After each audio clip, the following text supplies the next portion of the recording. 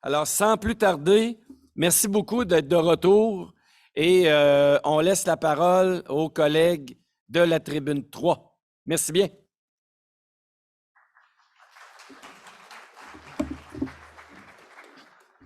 Bonjour, bonjour. Bienvenue aux panélistes, évidemment. Bienvenue à vous dans l'auditoire. Je suis très heureux d'animer cette tribune sur le temps dans le cadre de UNIDEF. Mon nom, c'est Olivier Fournier. Je vais être le modérateur, évidemment. Puis, quelques mots sur moi. Je fais la maîtrise en études internationales, relations internationales à l'ESEI. Puis, ça fait 4 ans, en fait, que je participe à des simulations diplomatiques dans le cadre de la simulation des Nations Unies ou celle de l'OTAN. Donc, j'imagine que ça fait partie des raisons pour lesquelles on m'a sélectionné pour être modérateur aujourd'hui. Je vais sans plus tarder commencer les présentations et je m'excuse à l'avance parce qu'on a un panel très fourni, on a beaucoup de présentations à faire. Je vais donc lire très vite, donc désolé à l'équipe de traduction. Donc, Monsieur Yves Brodeur, en commençant à votre droite, a accédé au rang d'ambassadeur en 2005. Il a été ambassadeur en Turquie de 2005 à 2007 et auprès de l'OTAN de 2011 à 2015. Il a aussi été membre de l'équipe de haute gestion du ministre d'Affaires mondiales Canada à partir de 2003, d'abord à titre de directeur général, puis de sous-ministre adjoint et directeur politique. Diplomate de carrière au service du ministère d'Affaires mondiales Canada depuis 1982, Yves Brodeur a une carrière très diversifiée, cumulant des postes de responsabilité tant à la centrale qu'à l'étranger, au sein des missions diplomatiques du Canada ainsi qu'à l'OTAN, dont il a été porte-parole de 2001 à 2003. Yves Brodeur est reconnu pour son leadership et ses talents de gestionnaire. Il a aussi acquis une excellente réputation dans le secteur de l'élaboration de la mise en œuvre des politiques, notamment dans le domaine de la sécurité. Enfin, il a acquis une réputation enviable en tant que gestionnaire de programmes et d'équipes multidisciplinaires, notamment dans le cadre des opérations du Canada en Afghanistan. On peut l'accueillir.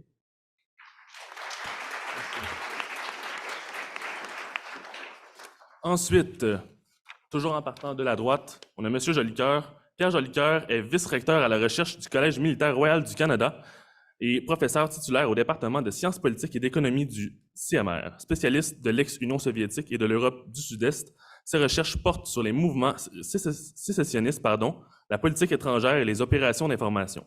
Auteur et co-auteur de 2 livres, 15 articles dans des revues à comité de lecture et de plus de 25 chapitres de livres publiés par des maisons d'édition universitaires.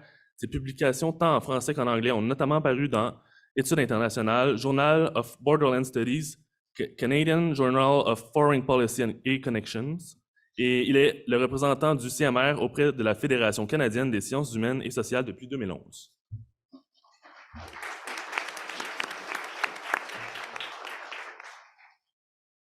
Ensuite, nous avons Ariane Théroux-Samuel.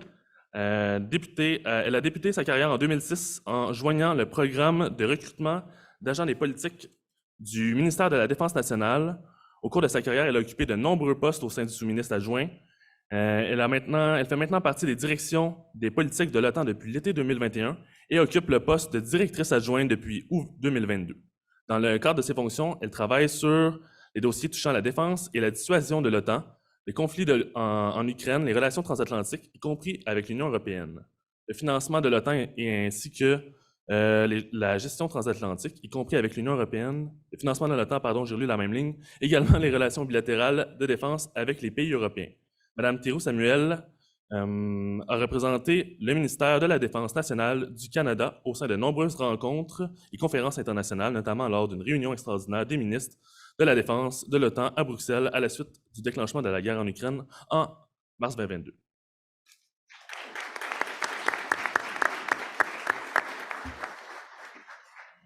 Finalement, en fait pas finalement parce qu'on a aussi M. Massot qui est en ligne, Maxime Filaire, en avant-dernier, est étudiant à la maîtrise en sciences politiques avec mémoire à l'Université Laval et auxiliaire administratif auprès du Centre sur la sécurité internationale de l'ESEI. Il est titulaire d'un bachelor en relations internationales de l'Institut libre d'études des relations internationales, ILERI. Dans le cadre de ses études, il a été étudié à l'Institut d'État des relations internationales de Moscou et son sujet de recherche porte sur l'affirmation de la puissance russe par la force depuis l'arrivée de Vladimir Poutine au pouvoir. En parallèle de ses études, il est président de l'association de l'OTAN Laval, donc un collègue avec qui j'ai eu la chance de travailler et collaborer, qui participe chaque année à l'international Model NATO organisé par Howard University. Maxime est aussi délégué adjoint de la délégation internationale du Canada des jeunes IHEDN, une association française sur les questions d'engagement, de défense et de sécurité.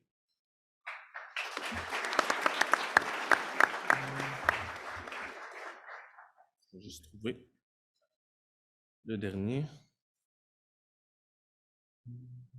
Alexandre Massot. Donc, Alexandre Massot est chercheur associé à la chaire Raoul Dandurand.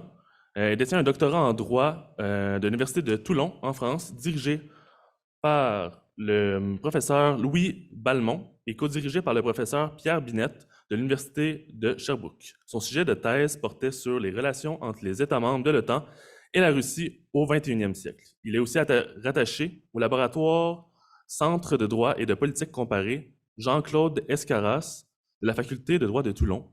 En lien avec les domaines d'expertise et ses recherches doctorales, il a fait plusieurs séjours en Europe centrale, en Pologne, en République tchèque notamment dès 2018. Il vit actuellement à Cracovie, en Pologne. Donc, voilà pour les présentations. Sans plus attendre, on va faire un premier tour de table sur la question du sous-thème de la tribune de l'OTAN, à savoir sur les conséquences et répercussions du conflit haute intensité en Ukraine sur l'institution de l'OTAN. On va donc commencer avec M. Pierre Jolicoeur.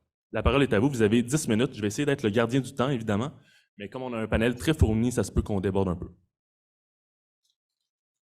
Bonjour à tous. Est-ce qu'on voit les diapositives?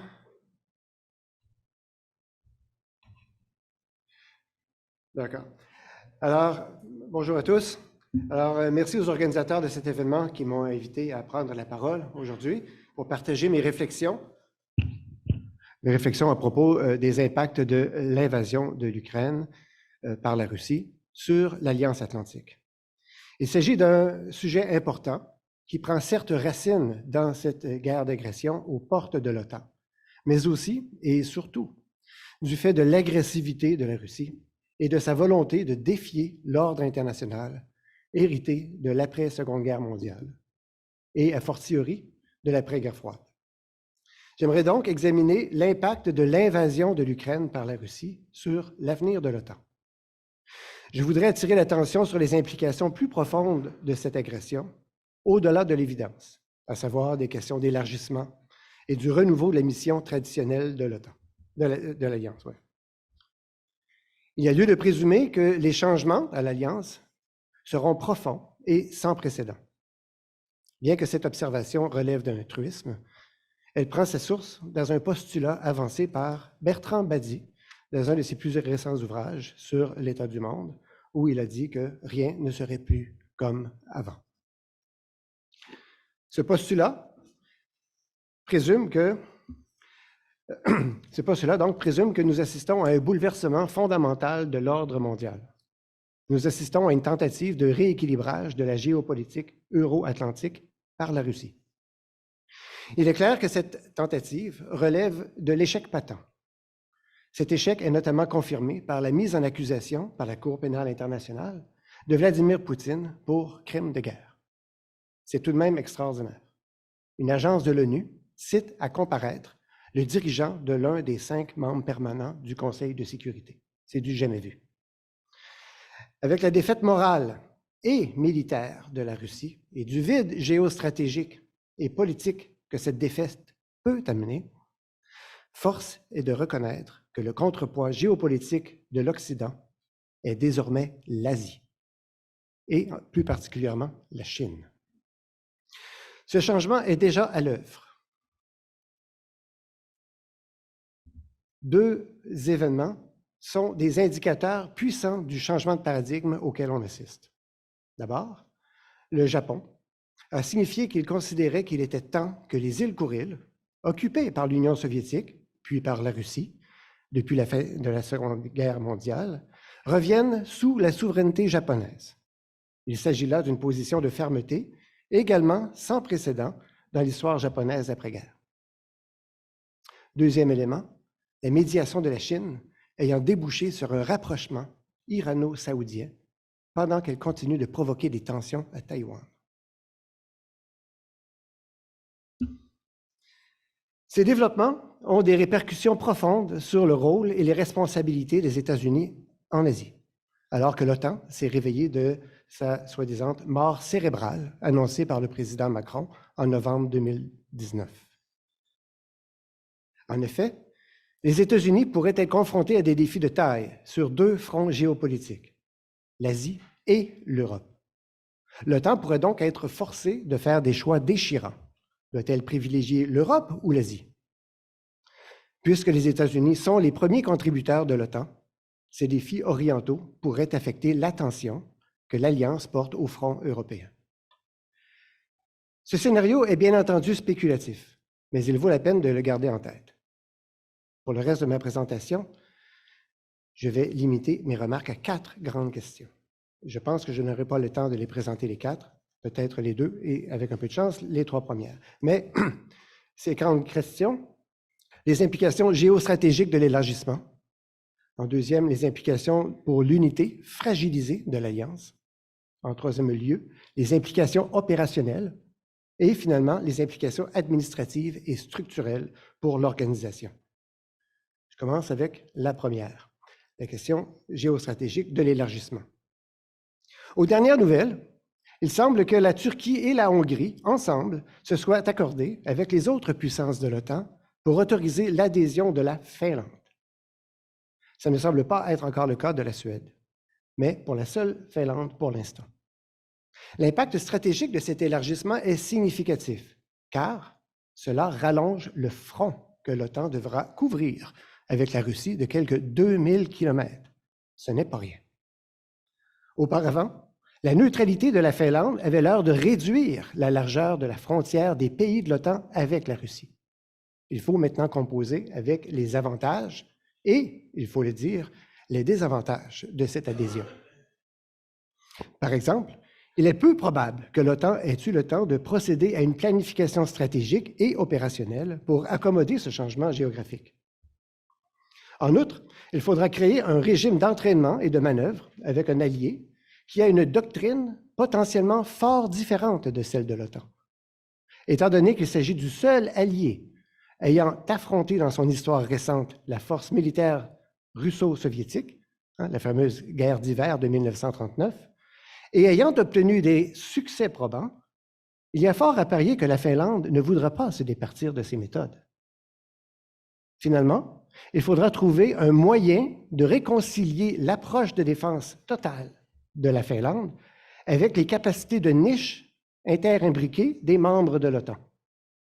Il faut donc s'attendre à des défis intégratifs différents de ceux que l'OTAN a dû relever lors des élargissements précédents.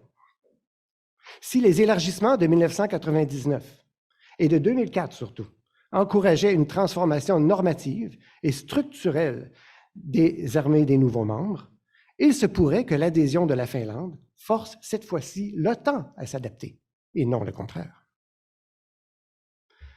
Deuxième question, l'implication pour l'unité fragilisée de l'Alliance.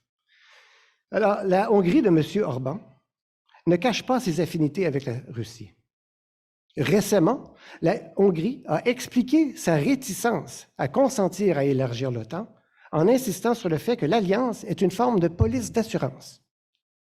L'escalade des tensions États-Unis-Russie pourrait déboucher sur la nécessité pour l'Alliance de s'impliquer de façon plus intense aux côtés de l'Ukraine.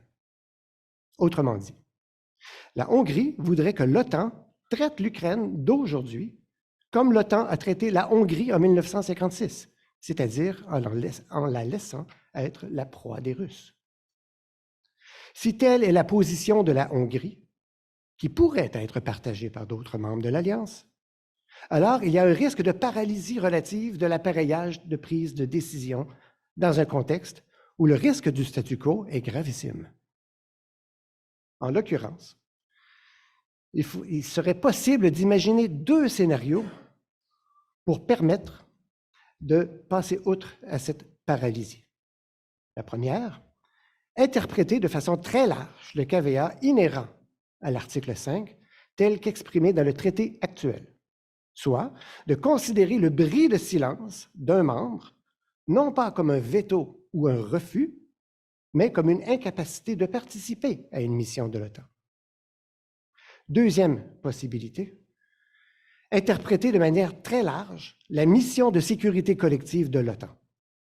La raison d'être de l'OTAN ne serait pas seulement pour la défense de ses membres ou un espace géographique défini, mais bien de lutter contre tout changement de statu quo post-guerre froide. Bien évidemment, un changement de gouvernement en Hongrie et une administration un peu plus sympathique pourrait préserver l'Alliance d'avoir à considérer ces solutions. Pour sa part, la Turquie en a inquiété plusieurs à l'OTAN au cours des dernières années. Elle qui est à la fois très proche de la Russie sur de nombreux dossiers, mais qui s'y est aussi opposée fermement sur d'autres. Elle s'y est d'ailleurs déjà frottée au point de devoir abattre un appareil au-dessus de la Syrie en 2016, un Sukhoi 24. Par ailleurs, incapable d'obtenir l'approbation ou l'autorisation de se procurer des chasseurs américains, la Turquie s'est rabattue sur l'achat de défense anti-aérienne russe, les fameux S-400. Aujourd'hui encore, elle ne se joint que très partiellement au régime de sanctions contre la Russie. Elle émet en outre des conditions quant à l'adhésion de la Suède à l'OTAN. Une minute. Elle exige notamment l'extradition de Suède de militants kurdes afin de les traduire en justice. L'implication pour l'OTAN est ici normative. Depuis ses interventions dans les Balkans et même jusqu'en Libye, l'Alliance s'est présentée comme une championne défenseresse des droits de la personne et des minorités. Cet humanisme, que seuls les anciens membres de l'OTAN semblent démontrer, est néanmoins un marqueur identitaire fort de l'Alliance.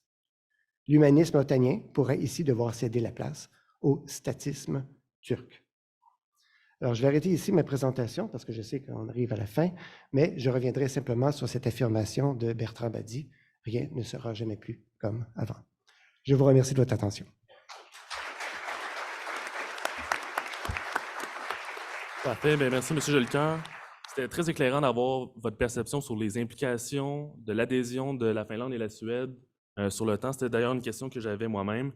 Sans plus attendre, on va passer évidemment à la présentation de Mme Théroux-Samuel. Ça va être très intéressant également d'avoir une perception du point de vue de l'intérieur du ministère de la Défense. Donc, je vous laisse la parole sans plus tarder. Oui, bonjour. Est-ce qu'on pourrait afficher ma présentation, s'il vous plaît, à l'écran? Oui, bonjour.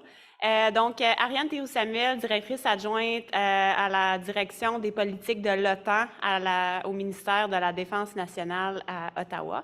Donc, je vais vous parler un peu de comment nous, on a vécu l'adaptation de l'OTAN dans les dernières années, mais beaucoup plus de façon très accélérée depuis la guerre en Ukraine en février 2022. Donc, voici un petit sommaire de ma présentation. Je vais discuter d'abord du changement dans l'environnement stratégique. Ensuite, je vais parler de la réponse et l'adaptation de l'OTAN. Je vais parler un peu des contributions du Canada et comment on contribue à cette réponse et à cette adaptation-là de l'OTAN. Et je vais terminer avec les défis et les opportunités que cela engendre et les perspectives pour le futur. Donc, l'environnement stratégique, comme l'a expliqué le général Paul, est de plus en plus complexe, diversifié. Ça évolue rapidement et il y a des nouvelles menaces hybrides provenant d'États hostiles qu'on peut maintenant nommer, dont la Russie et la Chine. Quand on parle de menaces hybrides, c'est toutes les menaces qui sont sous le seuil de la guerre conventionnelle. Donc, on parle de désinformation, d'attaques cyber, d'outils économiques, donc achat d'entreprises étrangères, acquisition de minéraux rares. Donc, ça, c'est toutes des menaces hybrides sous le seuil de la guerre. Mais récemment, les visées expansionnistes de la Russie représentent un facteur déterminant dans la dégradation de l'environnement stratégique euro-atlantique pour l'OTAN, qui a contribué à l'insécurité et l'instabilité à ses périphéries. Donc, l'invasion de la Crimée en 2014 est le début de tout ça, et ça l'a culminé avec l'invasion de l'Ukraine en février 2022. D'un autre part, la montée en puissance de la Chine constitue également un élément déstabilisant pour l'OTAN, et c'est toujours un facteur qu'on doit considérer lorsqu'on fait nos planifications. Et le terrorisme reste toujours une partie intégrante de l'environnement stratégique de l'OTAN, surtout sur le flanc sud et les pourtours de la Méditerranée, la frontière avec la Turquie, etc. Donc, cette conjoncture-là, dans les dernières années, a mené l'OTAN à vouloir renforcer sa posture de dissuasion et de défense, qu'on appelle « deterrence and defense » en anglais, Ça a été abordé par le major Bouchard tout à l'heure et par le général Paul également. Donc, je vais peut-être aller vite sur certains points. Donc, la dissuasion et défense, c'est la première façon dont l'OTAN s'est adapté dans les dernières années. C'est une tâche fondamentale de l'OTAN et c'est une démonstration tangible de l'article 5 qui demande que les alliés assurent une défense collective et mutuelle. Donc, une attaque contre un pays de l'OTAN est considérée comme une attaque contre tous les pays membres de l'OTAN. Comme tout le monde doit le savoir, la seule fois que l'article 5 a été invoqué, c'est le 11 septembre 2001. Depuis ce temps-là, l'article 5 n'a jamais été invoqué par l'OTAN. Donc, l'objectif de la dissuasion et défense, c'est de maintenir des forces militaires crédibles afin de pouvoir contester, dissuader et défendre ses membres contre des menaces. Dans les dernières années, la dissuasion et la défense avaient été mises de côté lorsqu'il y a eu les guerres au Moyen-Orient et on avait misé sur la gestion de crise, mais la montée en puissance de la Russie a remis de l'avant l'importance de la dissuasion et la défense. Et a remis de l'avant aussi l'importance de continuer d'accorder dans le fond, des ressources à tout ce qui est guerre conventionnelle, guerre traditionnelle, ce qui avait été mis de côté là, après la guerre froide pour se focusser sur la lutte antiterroriste. Donc, l'OTAN doit s'adapter afin de veiller à ce que sa posture de dissuasion et de défense reste crédible et efficace. Donc, depuis l'invasion de la Crimée en 2014, l'OTAN travaille pour renforcer sa posture de dissuasion et de défense. En 2016, au sommet de l'OTAN, les leaders se sont entendus pour créer des missions de présence avancée de l'OTAN dans le flanc est de l'OTAN, ce qu'on appelle dans le jargon de défense les EFP, Enhanced Forward Presence. Ça a débuté avec 4 groupements tactiques multinationaux en 2017, dirigés par en Estonie, en Lettonie, en Lituanie et en Pologne, dirigés par le Royaume-Uni, le Canada, l'Allemagne et les États-Unis respectivement. Février 2002, donc invasion de la Russie, de l'Ukraine par la Russie. L'OTAN réagit immédiatement. Donc, on a le déploiement de la force de réaction rapide de l'OTAN, augmentation des effectifs sur le flanc Est. Donc, on va passer de 4 à 8 bataillons de présence avancés multinationaux. On a déployé des avions de surveillance AWACS en Roumanie, déploiement des groupes aéronavals, des sous-marins, un grand nombre de navires de combat. Il y a également une mobilisation politique sans précédent. Il y a eu un sommet extraordinaire des ministres de la Défense en mars 2022. Les leaders se sont aussi rencontrés lors du sommet de Madrid à l'été 2022. Et on s'est entendu aussi pour augmenter les groupements tactiques. Ils vont passer de la taille de bataillon à brigade. Et le général Paul en a parlé tout à l'heure. C'est un des éléments sur lesquels le Canada est en train de travailler en ce moment pour passer d'un déploiement d'un bataillon à une brigade multinationale. Donc, une autre chose que l'OTAN effectue dans le cadre dans le contexte de l'invasion de l'Ukraine par la Russie, c'est apporter un support à l'Ukraine. Comme on le sait, l'Ukraine fait pas partie de l'OTAN, mais c'est considéré comme un partenaire de l'OTAN. Donc, depuis les années 90, il y a quand même des relations entre l'OTAN et l'Ukraine. Ces relations-là ont été accentuées en 2014 suite à l'invasion de la Crimée. L'OTAN s'est entendu pour implanter un ensemble de mesures d'assistance pour l'Ukraine. On y appelle ça en anglais le CAP, le Comprehensive Assistance Package.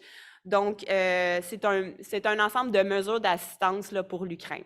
Mais concrètement, l'OTAN ne fait pas grand-chose directement pour l'Ukraine, car il y a une ligne rouge à ne pas franchir. Donc, l'OTAN est assez...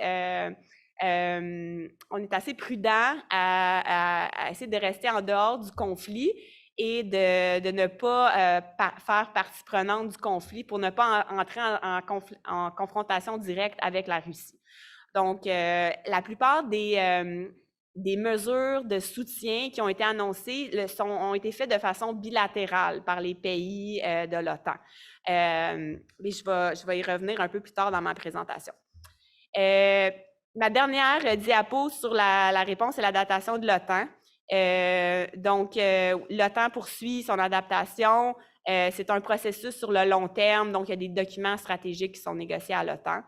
Un autre point que je voulais aussi aborder, on a vu dans la dernière année plusieurs pays de l'OTAN annoncer une augmentation substantielle de leur budget de défense et d'investissement dans des équipements majeurs. Donc, la guerre en Ukraine a eu cet effet-là de faire en sorte que les pays se sont engagés à dépenser plus pour leur budget militaire. En 2014, il y a eu ce qu'on appelle le Defense Investment Pledge qui était annoncé au sommet de l'OTAN de Wales, où que les pays de l'OTAN s'engageaient à travailler à atteindre un objectif de 2 %. Puis on entend souvent parler du 2 %, donc 2 % du PIB pour le budget de défense. Donc c'était un commitment qui était qui était un objectif qui était aspirationnel. Mais de plus en plus, à l'OTAN, on discute et on dit cet objectif-là devrait devenir un target, dans le fond, devrait devenir un engagement clair et précis. Donc, comme vous le savez sans doute, le Canada n'atteint pas sa cible en matière de défense, budget de défense. On est à 1,39 %. Donc, on va se retrouver dans une minorité de pays de l'OTAN qui ne remplissent pas ces objectifs en matière de défense, budget de la défense. Donc, ça, c'est une position qui va être difficile à tenir pour le Canada sur le long terme, surtout quand on approche du sommet de l'OTAN cet été à Vilnius. Ça va être des négociations qui vont être assez sensibles pour le Canada. Un autre point que je voulais aborder, c'est l'augmentation du financement commun de l'OTAN, qu'on appelle le Common Funding. Ça aussi, ça a été augmenté dans la foulée de la guerre en Ukraine. L'OTAN travaille aussi à accroître sa résilience. Donc ça inclut un éventail de mesures pour accroître la résilience. On parle aussi de la lutte au changement climatique. Puis là, je voulais juste mentionner vite, parce que c'est un de mes dossiers, que le Canada s'est porté volontaire pour devenir le pays hôte pour un centre d'excellence de l'OTAN sur le climat et la sécurité. Et ce centre-là va être établi à Montréal plus tard cette année, en 2023. Donc, ça va être un centre d'excellence multinational qui va regrouper plein de pays de l'OTAN, où on va faire de la recherche sur le climat et la sécurité en support à l'OTAN, mais aussi tous les pays membres de l'Alliance euro-atlantique. Donc, c'est un projet super intéressant qui va aussi accroître la résilience face au changement climatique. Et finalement, une autre façon de s'adapter, c'est préserver l'avantage militaire et technologique de l'OTAN. Pour ça, on a aussi annoncé, le Canada, qu'on allait être le pays hôte pour ce qu'on appelle DIANA, c'est le Defense Innovation Accelerator for North America. Donc, ça va être un genre de technological hub qui va être établi à Halifax pour développer des technologies militaires en support à l'OTAN. Donc, c'est un autre projet que le Canada a mis de l'avant. Désolé de vous interrompre, peut-être juste passer aux éléments là, les plus cruciaux avant de passer à Maxime. Je suis déjà à la fin. Donc, je vais passer vraiment vite sur ça parce que le général Paul a abordé le Canada, comment on contribue à tous ces efforts-là. On a l'opération Reassurance qui est notre effort notre contribution aux efforts de dissuasion et de défense en Europe centrale et en Europe de l'Est. Donc, je vais passer vite. Le leadership de notre EFP en Lettonie et qu'on va passer d'un 16 de bataillon à brigade. Donc, on a aussi nos contributions à l'Ukraine. Donc, comme le général Paul l'a mentionné, depuis février 2002, on a octroyé une aide militaire d'une valeur dépassant $1 milliard à l'Ukraine. On a l'opération Unifier, qui est notre mission d'entraînement et de formation militaire pour les forces armées ukrainiennes. On a formé plus de 35 000 militaires ukrainiens. Et voici tout ce qu'on a donné en termes d'équipement militaire et de munitions à l'Ukraine. dont récemment les chars de combat Léopard 2, les systèmes nationaux de missiles Surface Air, pour un coût de 406 millions de dollars pardon. Et tout ça, là, la liste, je ne vais pas toute la lire, mais ça inclut vraiment beaucoup de choses. Donc, cette slide-là, je la trouvais très intéressante. Dans le fond, c'est les défis et les opportunités que j'ai vues émerger dans la dernière année. Donc, oui, soutien accru apporté à l'Ukraine, mais on marche toujours sur une mince ligne entre donner un support à l'Ukraine et ne pas faire partie prenante du conflit pour ne pas déclencher une guerre avec la Russie. L'OTAN ne veut pas entrer en guerre avec la Russie. Donc, au départ, on disait, bon, les donner des chars, ça va trop loin, on est allé trop loin. On l'a fait, puis finalement, ça l'a passé. Fait que là, on discute, est-ce que les avions de chasse, ça va être une ligne rouge pour Poutine? On est en train de discuter de ça. Donc, ça va être où la ligne rouge? Qu'est-ce qui va être le point où Poutine va dire, ben là, l'OTAN, vous êtes allé trop loin, puis bon. Fait que ça, c'est toujours des considérations stratégiques qu'on doit prendre en compte. On en a discuté aussi, certains panélistes en ont discuté, depuis la guerre en Ukraine, l'Alliance s'est vue renforcée, renouvelée et unifiée. La guerre en Ukraine aura permis à l'OTAN de se trouver une nouvelle raison d'être et de prouver qu'elle était toujours nécessaire et pertinente dans le contexte stratégique actuel, après des années d'errance. Puis on se rappelle que Macron avait dit que l'Alliance était brain dead, les années de Donald Trump où que les relations entre les États-Unis et les pays européens étaient à son plus bas. Donc, depuis la guerre en Ukraine, on a vu vraiment une cohésion renouvelée avec l'Alliance transatlantique. Certains défis, au niveau des forces armées canadiennes, c'est sûr qu'augmenter notre présence en Europe en termes d'effectifs pour les membres des forces armées canadiennes, ça fait qu'on a moins de soldats pour d'autres missions ailleurs dans le monde. Donc, on doit faire des choix difficiles. Surtout, par exemple, je pense à notre présence au Moyen-Orient. Donc, on doit retirer peut-être des troupes là-bas pour en envoyer davantage en Europe. Donc, c'est toujours des choses qu'on doit prendre en considération.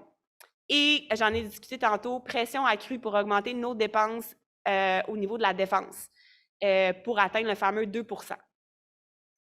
Dernière diapo, je termine en 1 minute. On travaille en ce moment pour préparer le sommet de Vilnius qui va avoir lieu au mois de juillet cet été. Donc, on connaît déjà les grands objectifs de ce sommet-là. Donc, ça va être renforcer le dispositif de dissuasion de défense de l'OTAN, renforcer la capacité de dissuader et se défendre dans un contexte aussi cyberspace, espace, environnement multidomaine. On veut renforcer notre assistance politique et pratique à l'Ukraine. On veut renouveler les paramètres d'une future promesse d'investissement dans la défense après 2024. Donc, c'est le fameux 2 %. On veut préparer l'Alliance à une concurrence stratégique, notamment avec la Chine. On veut promouvoir l'innovation en mettant l'accent sur les nouvelles technologies et ce que je vous discutais tantôt, le DIANA, le Fonds de l'OTAN pour l'innovation. Et finalement, on va réaliser le programme d'action sur les changements climatiques et la sécurité de l'OTAN et par l'entremise, par exemple, de notre centre d'excellence de l'OTAN sur la sécurité qu'on va établir à Montréal. Donc, ça termine ma présentation. Merci. Merci beaucoup, Mme Thérault-Samuel. C'était vraiment intéressant de mettre en lumière aussi l'aspect subjectif des perceptions en ce qui concerne la ligne rouge. Justement, parlant de perception, je serais intéressé à savoir ce que tu as à dire, Maxime Filaire, par rapport à l'OTAN, parce que nous, on est quand même des jeunes étudiants, on ne se le cachera pas, puis la perception de l'OTAN avant le conflit était vraiment différente quand on la compare avec ce qui se passe en Ukraine actuellement. Donc, je te laisserai faire ta présentation, puis je suis sûr que tu vas pouvoir nous en dire quelques mots. Merci beaucoup, Olivier. Si on peut juste afficher. Ouais, merci. Donc, bonjour à tous et à toutes. Donc, je me présente devant vous, Maxime Filaire, en tant que président de l'association Autant Laval, qui est une association qui appartient à l'Université Laval et qui a pour objectif, en fait, de participer à une simulation à Washington chaque année qui s'appelle l'International Modeling NATO et qui est organisée par Howard University. Et notre objectif chaque année, c'est qu'on forme toute une délégation d'une douzaine de délégués. On en a quelques-uns qui sont partis en février cette année-là. Et l'objectif, on représente chaque année un État membre dans un sommet diplomatique de l'OTAN. Cette année, on a représenté l'Italie. Et pourquoi c'est pertinent, pourquoi c'est intéressant justement de s'attarder sur ce que nous, on peut faire en tant qu'étudiants sur ce sujet-là? C'est parce que l'OTAN, c'est une alliance qu'on ne connaît pas forcément au départ, que pour beaucoup d'étudiants, et surtout certains qu'on en a eu même dans notre propre association, ne connaissent pas tout à fait au départ. Ils sont assez limités sur ce qu'ils pensent qui est capable d'être fait par l'OTAN de manière générale. Donc l'intérêt de participer à une telle simulation pour des étudiants qui sont en relations internationales, même en sciences politiques, c'est de comprendre et d'analyser les différents intérêts de l'Alliance, mais aussi les différents intérêts que chaque État membre puisse avoir. Donc pendant la simulation qui se déroule sur 4 jours, où il y a une trentaine d'universités, principalement nord-américaines, mais aussi européennes, qui se réunissent, chaque université représente un État membre, et les délégués doivent pallier entre la défense des intérêts de leur pays dans chacun des comités, que ce soit sur des questions militaires, des questions politiques, des questions de nouveaux enjeux pour l'Alliance, que ce soit les enjeux climatiques ou même la sécurité énergétique, ou encore les enjeux de partenariat et de négociation avec de nouveaux partenaires qui ne sont pas encore membres de l'OTAN. Et ils doivent donc défendre les intérêts de leur État sur ces questions-là, mais au même moment, ils doivent s'assurer de produire une résolution avec les autres délégués et les autres États. Donc l'objectif est de pouvoir aller négocier avec les autres États, les autres délégués, et de trouver un consensus au final, puisque toutes les décisions doivent être prises dans la simulation sur un consensus. Tout le monde doit être d'accord et on doit partir sur ce point-là. Donc personne ne peut vraiment faire cavalier seul au final pendant ces simulations. Et pourquoi c'est pertinent pour nous? Parce que ça nous permet d'apprendre 2 choses. La première chose, c'est comment fonctionnent les négociations au sein de l'OTAN, comment on part sur des questions qui sont quand même souveraines et dont les discussions peuvent être compliquées, mais on finit par trouver un consensus qui permet à l'OTAN d'aller de l'avant.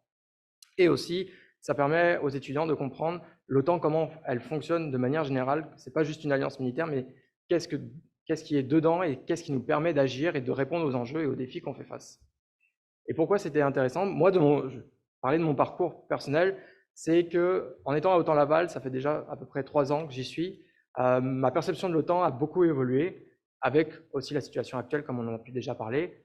D'abord, puisqu'au départ, quand j'ai commencé à m'intéresser à l'OTAN et aux relations internationales, on était sur une période où justement il était question de mort cérébrale de l'OTAN, du moins ce que disait le président de la République française, puisqu'il y avait des enjeux qui étaient multiples entre les États, puisque les intérêts des différents États n'étaient pas les mêmes entre le flanc Est, les menaces qui étaient perçues au Sud ou la lutte contre le terrorisme.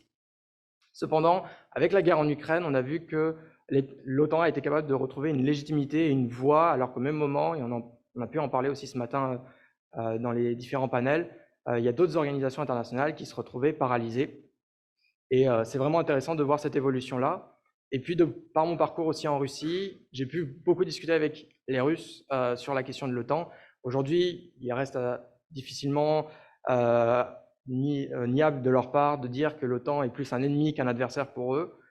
Et quand j'ai pu avoir même des cours, des enseignements à MGIMO en Russie, les discours étaient très, très rudes et difficiles vis-à-vis de l'OTAN, alors qu'au même moment, certains pouvaient tenir au même moment des propos plutôt amicaux et compréhensifs, et même apprécier les efforts qui étaient faits dans d'autres organisations comme l'Union européenne. Mais quand il était la question de l'OTAN, pour eux, l'OTAN était vue comme un vestige de la guerre froide et comme une menace qui planait sur leur sécurité nationale. Et ils considéraient que les élargissements qui ont été faits au fur et à mesure des années, notamment en 2004, étaient une menace et elle était inacceptable. Et ce qui explique, m'a permis de comprendre aussi mieux pourquoi, pour la Russie, l'Ukraine était aussi une question beaucoup plus grave, et que leurs actions en Ukraine peuvent aussi s'expliquer par cette crainte sans doute très forte de leur part sur l'OTAN. Mais cependant, l'OTAN, quand même, elle a retrouvé une certaine légitimité par ce conflit. Elle fait toujours face à des enjeux. C'est des enjeux qu'on a pu discuter, nous, à OTAN-Laval, avec un représentant, un diplomate italien du bureau, il faut que je retrouve, du bureau des questions stratégiques et de l'OTAN au sein du ministère des Affaires étrangères italienne. Et il nous expliquait, pour la position d'Italie du moins, qu'il voyait l'OTAN comme une alliance qui devait quand même rester sur ses compétences premières, qui étaient la défense des États membres, et qu'il y avait une double dynamique, puisque les États membres devaient continuer avec la question notamment des 2%, de toujours apporter un effort pour les intérêts de l'OTAN, mais au même moment, ces États membres se retrouvaient à devoir aider d'un point de vue de l'aide militaire et opérationnelle à l'Ukraine. Et on peut prendre un exemple qui est intéressant, que j'avais pu voir, c'est par exemple l'armée française la France a livré 18 canons Caesar, ou est en passe de livrer 18 canons Caesar d'artillerie à l'Ukraine. Il faut savoir qu'il y a une partie de ces canons qui ont été prélevés directement sur les régiments français d'artillerie qui étaient déjà opérationnels. Et donc, certains régiments français se retrouvaient affaiblis, du moins réduits en termes de nombre de capacités, et devaient s'échanger, dans le cadre d'entraînement, leurs canons Caesar. Normalement, c'est censé aujourd'hui évoluer, puisque les volontés politiques de relancer l'industrie de défense devraient remplacer ces canons-là. Mais ça montre qu'il y a quand même une double dynamique entre devoir répondre aux enjeux qu'on a en tant qu'État membre à l'OTAN et en même temps apporter notre assistance et notre aide à l'Ukraine. Donc au final, la guerre en Ukraine a quand même pu, et puis je ne vais pas trop m'attarder, mais pu remettre au goût du jour, je vais dire, l'OTAN, rappeler pourquoi elle est là, pourquoi elle existe et quel est l'intérêt vraiment de faire face à l'Ukraine, à la Russie, pardon. Puis ça a pu remettre au goût du jour, notamment en Europe aussi, mais je pense aussi au Canada, que ce n'était pas juste un vestige de la guerre froide et qu'il y avait beaucoup de critiques qui étaient faites de l'OTAN se perdait aujourd'hui dans les diverses missions qu'elle pouvait faire. Mais avec la guerre en Ukraine, il y a vraiment eu un retour des États membres sur l'intérêt très important de l'OTAN pour faire face aux nouveaux enjeux qu'on doit faire face aujourd'hui, et notamment face à la Russie. Je pense que c'est bon, je ne vais pas prendre trop de temps. Si vous avez des questions.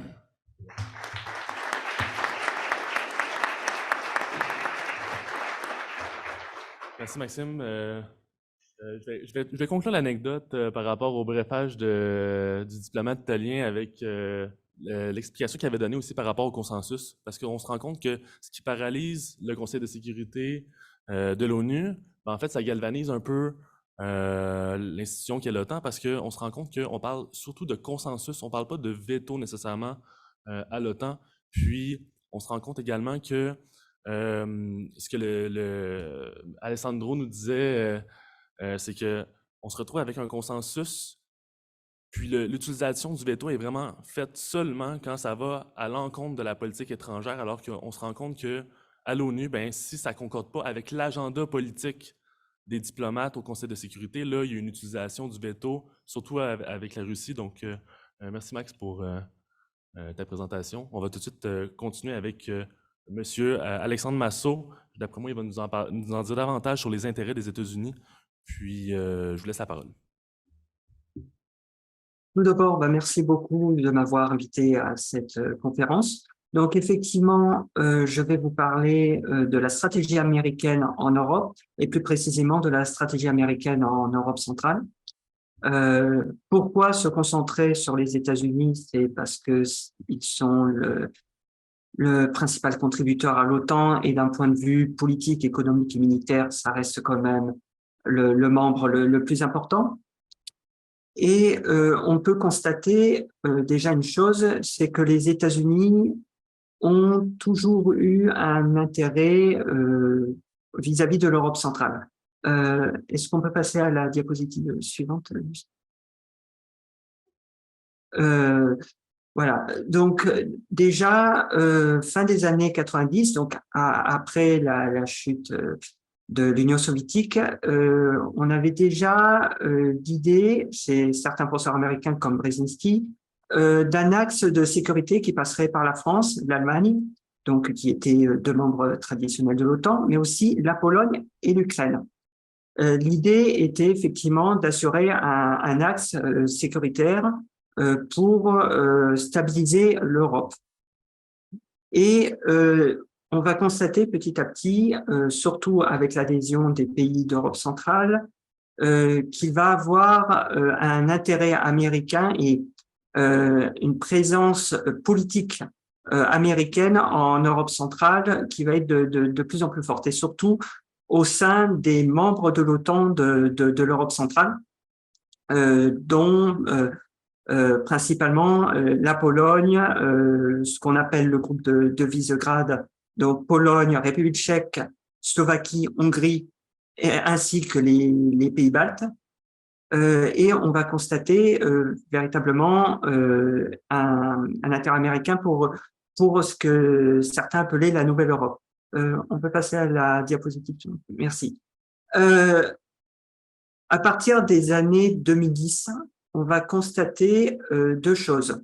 D'abord, ces pays d'Europe centrale vont développer des initiatives régionales. Donc là, à gauche, vous voyez l'initiative des Trois Mers et à droite, vous voyez le Bucharest Line. Qu'est-ce que sont ces deux initiatives?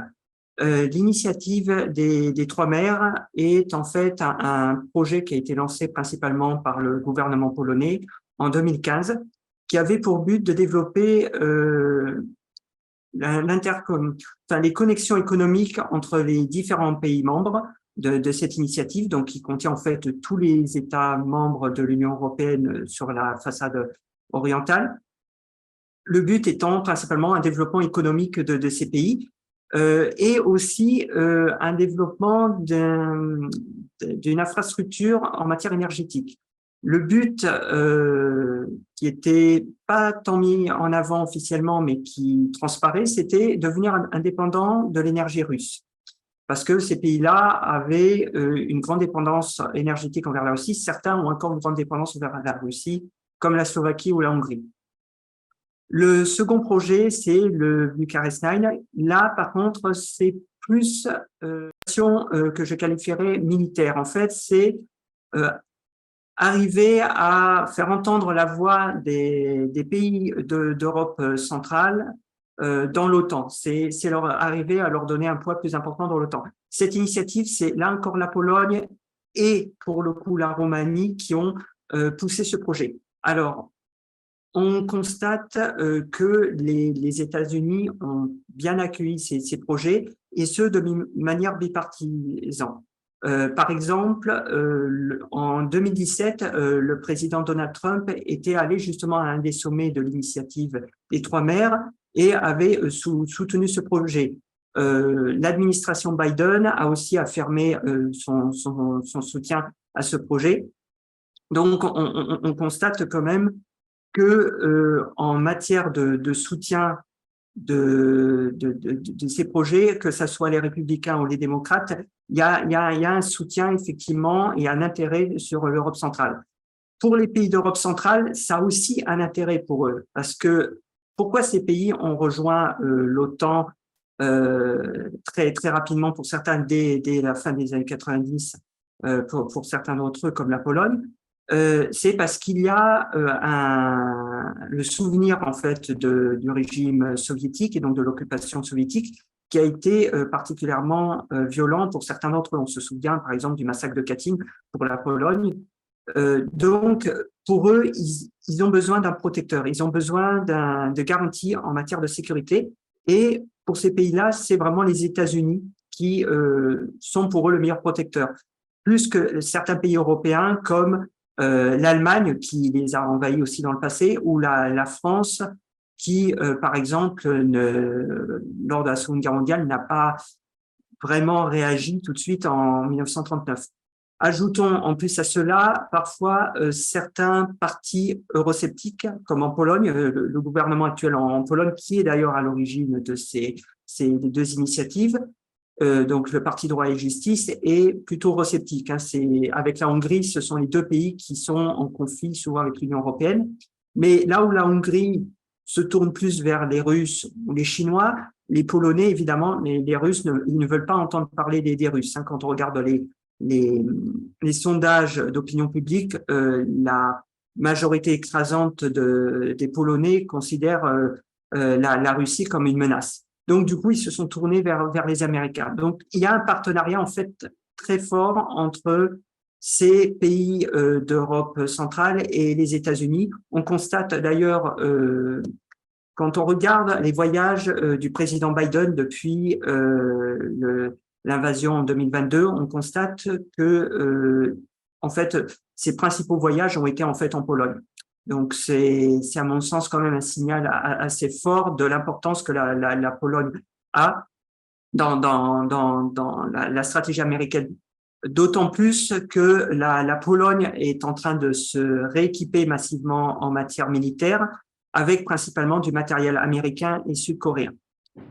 Ceci dit, il y a certaines limites, à mon sens, dans la stratégie américaine en Europe centrale et plus généralement en Europe. Est-ce que je peux avoir la diapositive suivante, s'il vous plaît? Voilà, il y a en fait deux divisions principales. Il y a une division interne aux États-Unis, en fait, wilsonisme contre jacksonisme. En fait, il y a deux cadres de pensée en matière de relations internationales qui dominent actuellement aux États-Unis. Il y a le wilsonisme qui prône plutôt une approche interventionniste. Alors, interventionnisme, pas juste militaire, c'est même plutôt à la base un interventionnisme à travers des institutions internationales, c'est garantir la paix à travers des institutions internationales. C'est globalement la doctrine américaine qu'a la présidence Biden et qu'ont la plupart des démocrates. Mais on assiste aussi à un retour du jacksonisme qui avait été décrit par le professeur Walter Russell Mead, qui, dès la fin des années 90, il avait décrit le jacksonisme, qui est en fait un mouvement populiste beaucoup plus nationaliste et beaucoup plus isolationniste, et qui en fait est globalement l'esprit de la politique de Donald Trump, et qui s'est quand même bien installé au sein du Parti républicain. Je pense que même si Donald Trump ne se présentait pas ou ne pouvait pas se présenter en 2024, je pense que la personne qui gagnerait les primaires à la place de lui tiendra un discours à peu près similaire. Il semble d'ailleurs que le gouverneur de Floride, DeSantis, qui est parfois vu comme un potentiel remplaçant de Donald Trump, a un certain nombre de positions similaires avec Donald Trump. Donc, rien que ça, ce retour du jacksonisme et le fait que la Chambre maintenant des représentants soit aux mains des républicains, qui sont plutôt acquis au jacksonisme, du moins une partie, pas tous, mais une partie non négligeable, va amener potentiellement, risque de bloquer certains aspects de l'engagement américain, d'autant plus que la préoccupation actuelle des Américains est l'économie, et plus précisément l'économie interne. Donc, il va plus y avoir des discussions sur les problèmes internes des États-Unis plutôt que sur l'Ukraine. Il y a un autre problème aussi, c'est la critique des Américains par certains pays européens, certains membres de l'OTAN en Europe. Alors, on a déjà, la Hongrie a déjà été citée, mais il y a aussi la France, en fait. Pour d'autres raisons, c'est en fait que la France, comme d'autres pays, critique en fait la politique protectionniste américaine, la politique protectionniste en matière économique, qui effectivement, au niveau de l'Europe, dans l'Union européenne, crée un certain nombre de problèmes économiques et surtout a tendance à saper un peu la confiance économique entre l'Europe et les États-Unis. Il y a une perception en Europe que les États-Unis ne sont plus un allié économique, mais est en train de devenir un rival. Le problème, c'est que si cette rivalité économique s'installe, ça risque de gangréner aussi les liens politiques et donc potentiellement affaiblir peut-être à terme l'unité de l'OTAN qui effectivement a été revigorée par les événements depuis 2022. Mais il y a justement le problème de la politique interne américaine risque en fait à terme de créer des tensions. Surtout qu'il y a en fait un troisième point mais qui a déjà été abordé, c'est la montée en puissance de la Chine, qui effectivement est en train de devenir le principal rival des États-Unis. Au niveau européen, la Chine, c'est assez ambigu sur certains aspects. On pense par exemple au chancelier allemand Scholz qui, il y a quelques mois, était allé en Chine et avec quand même des investissements chinois potentiels pour des ports allemands. Donc, c'est justement là aussi quel avenir, quel positionnement pour l'Europe face aux États-Unis. C'est-à-dire que certes, l'Europe centrale va continuer, du moins certains pays d'Europe centrale vont continuer à être très proches des Américains, mais je pense qu'il ne faut pas sous-estimer l'influence chinoise et deux, les problèmes économiques qui risquent de créer des tensions qui, après, se ressentiront au sein de l'OTAN. Voilà. Est-ce que vous aviez d'autres diapos? Non, non, non, c'est tout.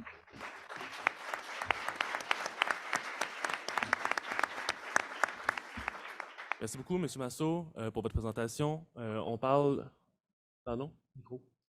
Oui. On parle justement là, de la crédibilité des États-Unis, de leur rôle important au sein de l'OTAN, mais qu'en est-il de la crédibilité du Canada au sein de l'OTAN? Je serais intéressé à avoir votre avis, M. Brodeur, sur la question, ou si ça vous donnerait l'opportunité de rebondir sur la présentation de nos collègues panélistes. Merci beaucoup. Maintenant, oui. Alors, brièvement, parce que je regarde l'heure passée, je pense qu'on n'a pas trop de temps. Si vous me permettez, j'aimerais prendre quand même 2 minutes pour revenir sur cette citation qu'on attribue au président Macron, parce que plusieurs des interlocuteurs qui ont parlé aujourd'hui, des présentateurs, y ont fait allusion. Quand on me dit ça, moi, je me pose toujours la question à savoir est-ce que c'était un souhait ou un constat. Pourquoi? Parce que les présentations qu'on a eues, entre autres sur l'identité européenne de sécurité et défense, est un élément important pour la France, ainsi que pour certains de ses partenaires au sein de l'Union européenne. La deuxième chose que je dirais, c'est que l'OTAN ne peut être meilleure en termes d'efficacité, de rendement, que ce que les pays membres, les alliés, sont prêts à y investir. Donc, ce faisant, en critiquant ou en se posant la question sur la mort cérébrale de l'OTAN, je pense qu'on pourrait arguer avec M. Macron peut-être que la France n'y a pas investi suffisamment, ou en tout cas que la France a une part de responsabilité dans cette mort cérébrale annoncée, qui ne s'est pas avérée exacte. De toute façon, ce n'est pas la première fois depuis longtemps, en effet. Alors, on va laisser M. Macron de côté. Je n'ai pas beaucoup de temps, alors je vais aller en style télégraphique, d'autant plus que beaucoup de mes collègues ici ont déjà abordé pas mal de sujets. La crédibilité de l'OTAN, je voulais en parler un peu simplement parce que dans le cours de mes interventions sur la question de l'OTAN, à la lumière du conflit présentement en Ukraine, on m'a posé la question, est-ce que le Canada a toujours une crédibilité au sein de l'OTAN? Et cette crédibilité, ayant passé 8 ans de ma carrière à l'OTAN, repose en fait sur l'influence qu'on peut avoir au sein de l'organisation de manière à diriger la discussion et obtenir des décisions qui nous conviennent à nous, qu'on pense juste. Cette influence repose, elle, sur les moyens dont on dispose pour l'asseoir. Et c'est là que la question m'a été posée. Est-ce que vous pensez que parce qu'on ne rencontre pas cet objectif, cette cible, en fait, de 2%, on a toujours autant d'influence à l'OTAN? Moi, je pense que ce n'est pas la bonne question à poser. La bonne question à poser, c'est qu'est-ce que le Canada attend, lui, de l'OTAN? Et là-dessus, je dirais que le dernier examen de politique de défense du Canada remonte à 2017. Et depuis, il y a eu des ajustements, mais on n'en a jamais eu. Donc, moi, en tout cas, présentement, personnellement, j'ai du mal à bien saisir exactement quels sont nos objectifs dans le cadre de l'Alliance Atlantique comme pays. On a aussi un déficit assez énorme en termes d'équipement qui va poser un problème. Je note que l'augmentation de la cible, si on veut atteindre ce 2%, on parle de 75 milliards de dollars sur une période de 5 ans à peu près. Donc, c'est quand même une somme qui est considérable. Et on parle aussi d'un déficit en temps. Parce qu'évidemment, quelqu'un me rappelait qu'on venait finalement de prendre une décision sur l'achat des F-35. C'est vrai, mais avant que le premier soit livré, ça va prendre un certain temps. Notre marine, on a 3 vaisseaux qui ont été mis à l'eau en opération, qui ont des capacités de navigation en eau arctique. Il y en a 2 qui sont présentement en réparation, donc il nous en reste 1. Combien de temps ça va prendre pour avoir les autres, je ne sais pas. Notre armée de terre, et je ne suis pas un spécialiste sur les questions d'équipement d'accession ou en fait d'acquisition, pardon, là aussi on a des défis énormes. Donc tout ça pour dire que le fameux 2% pour moi n'est pas une base pour critiquer le Canada ou se poser la question de savoir si on est toujours crédible. Je pense qu'on l'est amplement, à condition évidemment de décider exactement ce qu'on peut faire et ce qu'on attend. Il y a déjà des bonnes décisions qui ont été prises, entre autres sur ce centre d'excellence sur les changements climatiques et la sécurité à Montréal, le DINA. Il va falloir maintenant commencer à recruter, à dépenser des sous et avoir du personnel pour y travailler. Il y a une série de défis également que j'estime être du ressort, enfin je vais reformuler ça, je pense que le Canada pourrait apporter un élan constructif dans un cadre de l'OTAN sur des questions comme l'intelligence artificielle, par exemple, qui est appelée à jouer un rôle assez important dans l'avenir, on le voit déjà. Sur la question de l'Arctique, ici, parenthèse, on n'a jamais été un très, très chaud on étant le Canada, et moi, comme porte-parole du Canada, je m'inclus là-dedans, à l'époque où j'y étais, pour parler d'Arctique à l'OTAN. C'est un sujet, pour faire un mauvais jeu de mots, sur lequel on était très frileux, et pour des raisons que j'ai toujours, à ce jour, du mal à m'expliquer. J'étais très content de voir que M. Trudeau a invité M. Stoltenberg à venir faire un petit visite en Arctique. Encore une fois, question, est-ce que c'est pour lui montrer qu'on est capable de s'occuper de notre Arctique, donc que l'OTAN n'a pas à s'en préoccuper, ou est-ce que c'est l'ouverture d'une nouvelle période où on va pouvoir enfin parler de l'Arctique? Je ne vais pas trahir de grands secrets, mais j'ai eu des instructions à un moment donné dans mon poste d'ambassadeur, j'étais ambassadeur, d'intervenir pour empêcher toute discussion sur les questions d'Arctique à l'OTAN. Alors, je ne sais pas ce qu'on a gagné à faire ça, mais en tout cas, pour moi, c'est quelque chose qui a contribué au retard qu'on a eu, ou en tout cas à la diminution réelle ou non de notre influence au sein de l'OTAN. Autre sujet, l'accès à l'énergie. Et là, j'inclurais l'eau. Ceux qui suivent un peu ce qui se passe présentement, l'eau est en train très rapidement de devenir un enjeu stratégique. Est-ce que c'est un sujet dont l'OTAN devrait se préoccuper? Moi, je pense que oui. Et j'ajouterais à ça une note de bas de page, c'est que présentement, on a une relation que je qualifierais de productive avec nos voisins américains sur la gestion des eaux transfrontalières.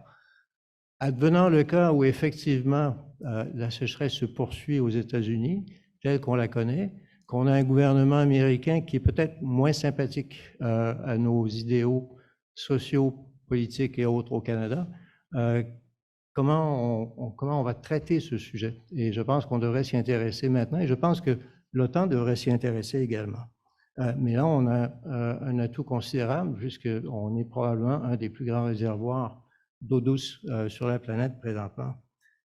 Climat, on en a parlé.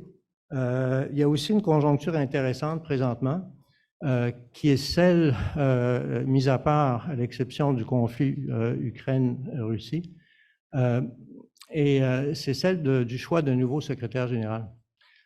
Donc, d'ici à l'automne, les pays membres, les alliés, devraient se prononcer sur le choix d'un secrétaire général.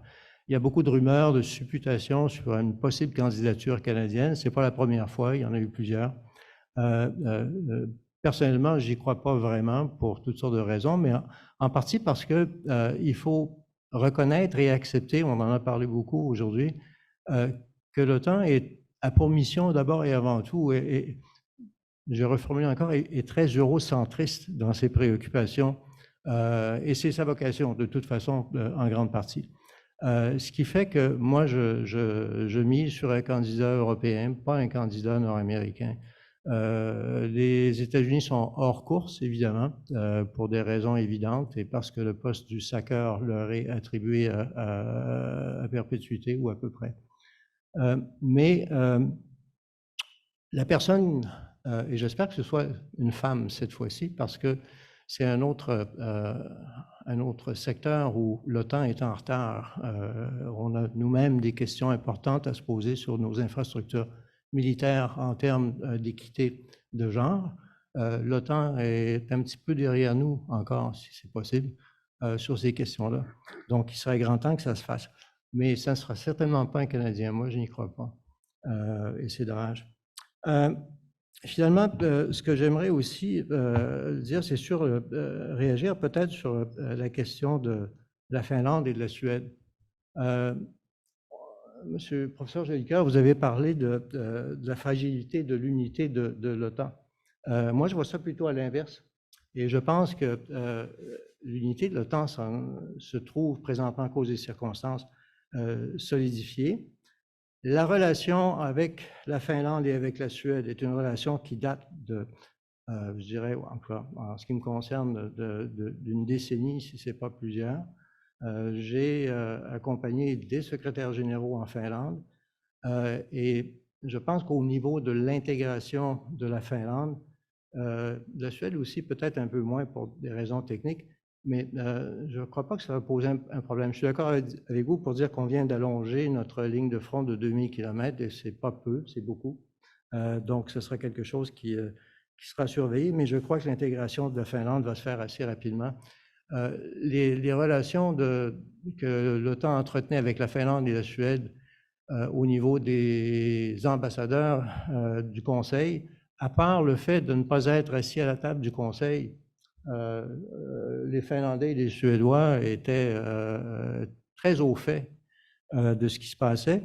Et en termes d'interopérabilité également, qui est un élément important de tout ce qui se passe à l'OTAN.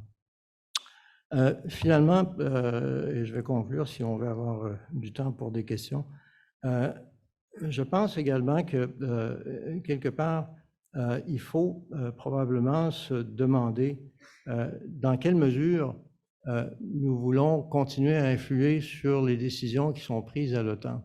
La question est compliquée parce que au sein du Conseil, présentement c'est un Conseil à 30 partenaires,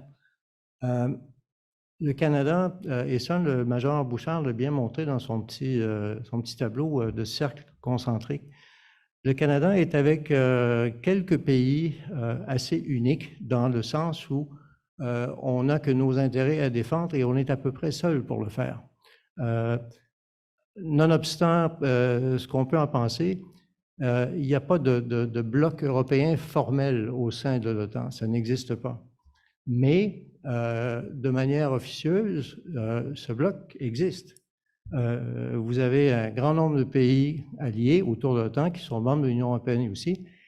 Et dans grand nombre de décisions, il y a une cohérence, une continuité en termes de position de ces pays.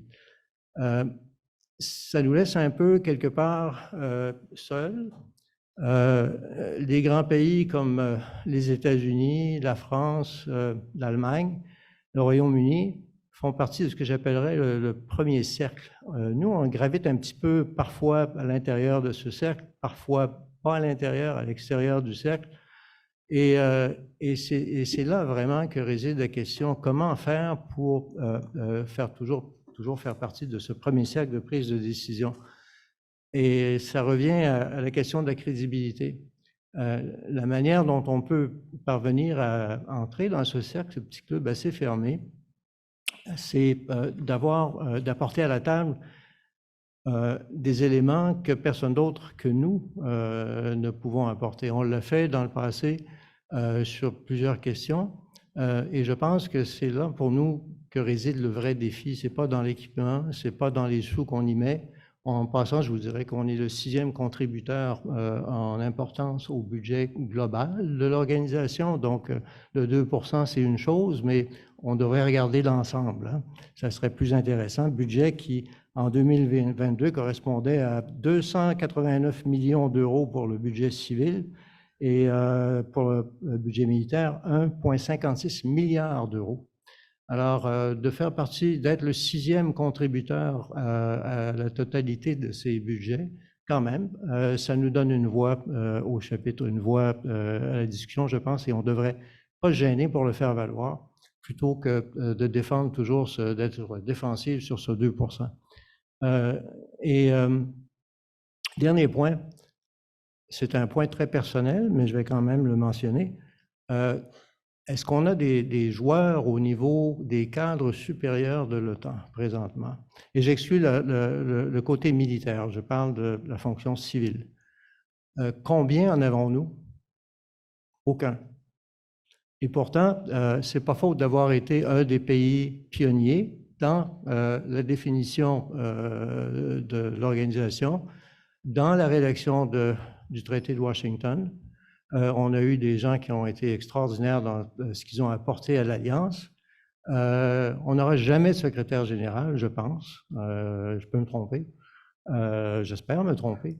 Mais je me pose toujours la question, je me l'étais posée comme ambassadeur, je la pose encore, pourquoi est-ce qu'on n'a pas de Canadiens dans un poste supérieur à l'OTAN? Les Turcs en ont un ou deux qui sont des sous-secrétaires ou des secrétaires adjoints, secrétaires généraux adjoints. La plupart des pays européens, les Américains, mais nous, non, on n'est pas là. Donc, ça fait partie pour moi de ce que le Canada devrait se poser comme question, c'est-à-dire pas est-ce qu'on a encore une crédibilité, mais qu'est-ce qu'on veut faire pour bâtir cette crédibilité ou l'appuyer encore davantage. Je vais m'arrêter ici. Merci, M. Bourdin.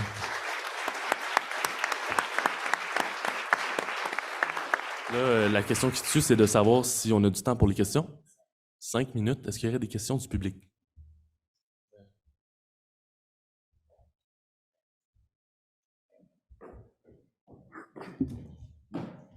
Merci beaucoup.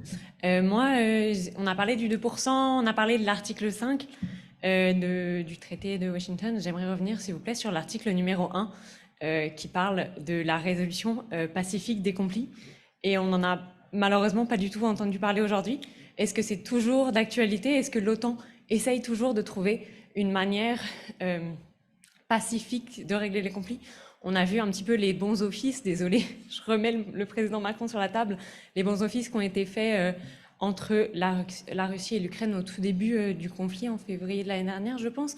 Mais depuis, aucun mot là-dessus. Est-ce que ce ne serait pas une solution qui serait bénéfique autant pour le budget? On parle, c'est un énorme problème, le 2%.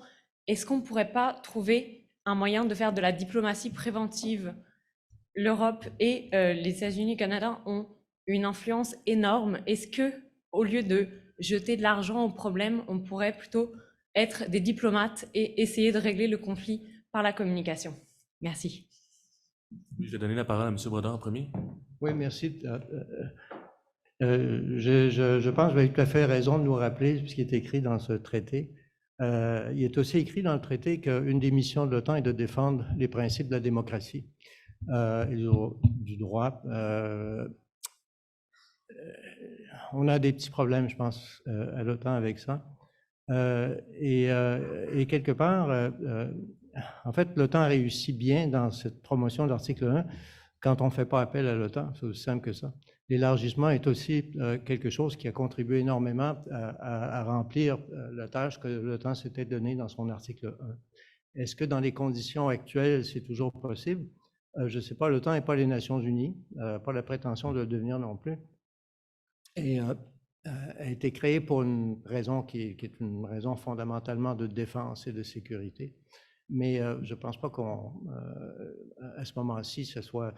L'OTAN est une organisation à géométrie variable. Donc, selon les circonstances, selon les moments, selon les époques, l'accent peut porter sur des tâches qui sont plutôt, qui relèveraient plutôt, je pense, de la politique et du civil.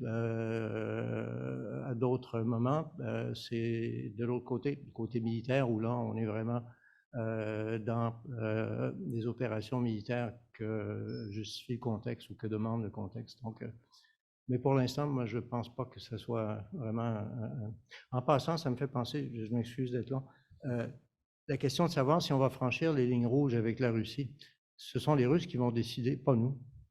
C'est eux qui vont décider à quel moment on aura probablement, soit par la contribution qu'on amène en termes militaires ou autrement à l'Ukraine, va constituer un franchissement de ligne rouge. Est-ce qu'il y avait des panélistes qui... Oui. Je veux juste rajouter que, tu sais, des efforts diplomatiques, il y en a eu beaucoup. Là. Il y a eu beaucoup de rencontres, que ce soit avec Poutine, par exemple, avec Emmanuel Macron, Erdogan. Il y a eu plusieurs, les Allemands, il y a eu plusieurs tentatives diplomatiques de mettre fin au conflit. Mais en ce moment, on est dans une impasse parce que la guerre continue. Puis c'est...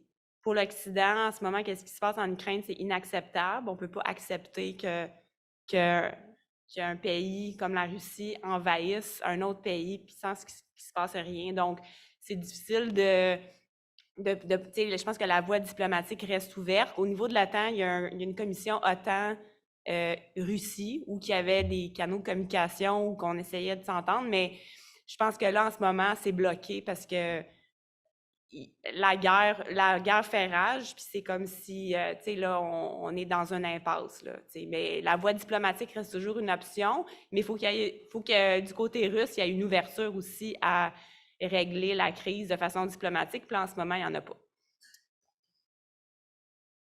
Maxime, tu voulais ajouter un truc? Oui, je voudrais rajouter un peu un point sur ce que vous venez de dire. Pour repartir au début du conflit, la Russie est sortie du cadre diplomatique à partir du moment où ils ont décidé d'envahir l'Ukraine. Et ça, il ne faut pas non plus le nier, on ne peut pas le nier. C'est ce qui explique la réponse de livraison d'armes pour un pays qui a été envahi au final. Et c'est important de le prendre en compte.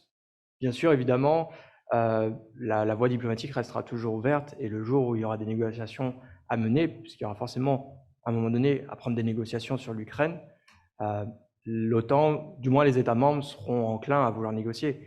Mais il faut voir aussi dans ces livraisons d'armes et dans cette aide qu'on donne à l'Ukraine, c'est toujours des cartes en plus qu'on donne pour une négociation à venir.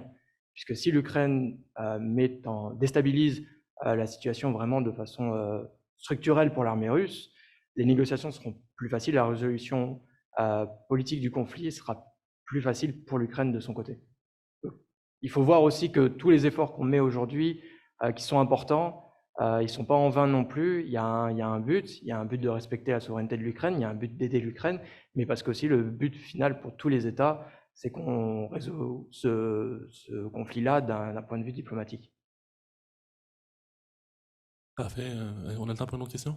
Non? Bon, c'est tout le temps qu'on avait. Merci beaucoup.